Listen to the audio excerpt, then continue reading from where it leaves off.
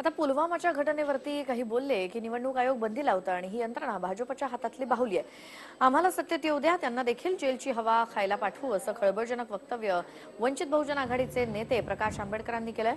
यवतमाळ वाशिम मतदारसंघातील वंचित आघाडीच्या उमेदवाराच्या प्रचारासाठी दिग्रस इथल्या लक्ष्मणराव बगिनवार मैदानावरती आयोजित सभेत त्यांनी हे वक्तव्य केलं. प्रकाश आंबेडकरांनी आपल्या 25 मिनिटांच्या भाषणात भाजप आणि काँग्रेस या दोन्ही पक्षांवर सडकून टीका केली.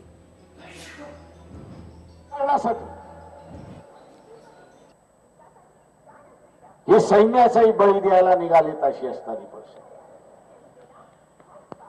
आणि इलेक्शन कमिशन म्हणतो पुलवामा बद्दल तुम्ही बोलायचं नाही. अरे आम्ही बोलू, तुझा अधिकार नाहीये. आम्हाला बोलण्याचा अधिकार संविधानाने दिले. आमची सत्ता येऊ द्या, त्या इलेक्शन कमिशनला 2 दिवस जेलामध्ये टाकल्याशिवाय राहणार नाही. हे लक्षात. हा व्हिडिओ तुम्हाला आवडला असेल तर असे आणखी व्हिडिओ पाहण्यासाठी TV9चं YouTube चॅनल सबस्क्राईब करा, बेल बटन दाबा. ताज्या घडामोडींसाठी लॉग ऑन करा tv9marathi.com.